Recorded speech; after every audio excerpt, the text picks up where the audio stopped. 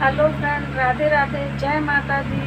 स्वागत है आप सभी का हमारे चैनल पर। तो फ्रेंड, मैं आप सभी के बीच एक माता जी का बहुत प्यारा पचरा गीत लेकर आई हूँ। गीत सुना जाए, सभी लोग कमेंट में जरूर बताएं।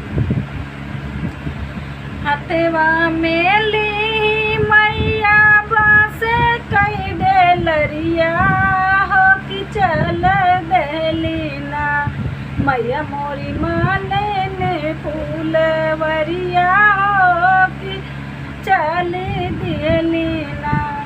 मैया मोरी मालिन फूलवरिया हो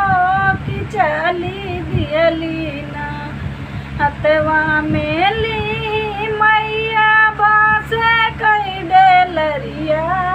हो कि चल देहलीना मैया मोरी मालिन फूलवरिया हो कि चल दिहलीना अड़उल के फुलवा तोड़ी भरली डेलरिया हो कि गुती देत्यूना हो कि गुती देत्यूना मालिनी हमारो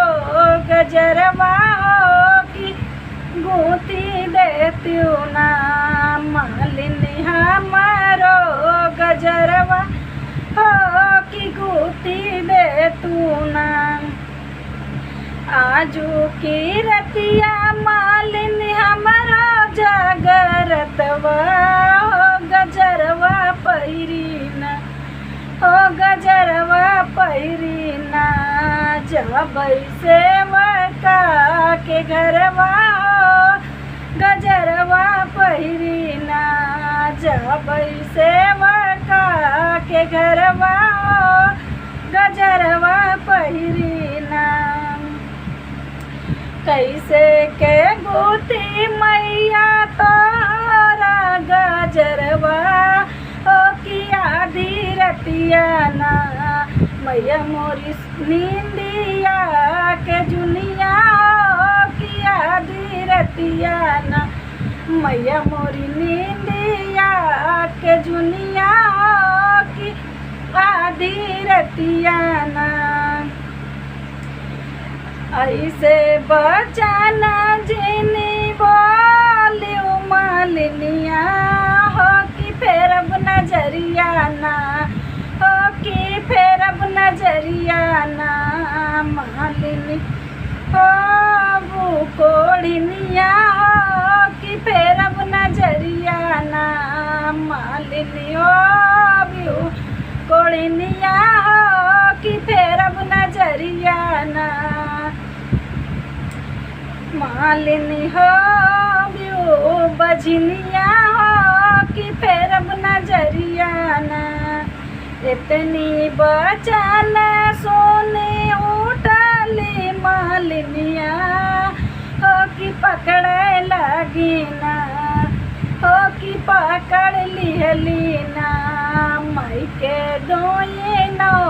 चरनिया हो कि पकड़ लिहलीना माई के दोये नो चरनिया हो कि पकड़ लिहलीना अन दुख दियो मैया धन दुख दियो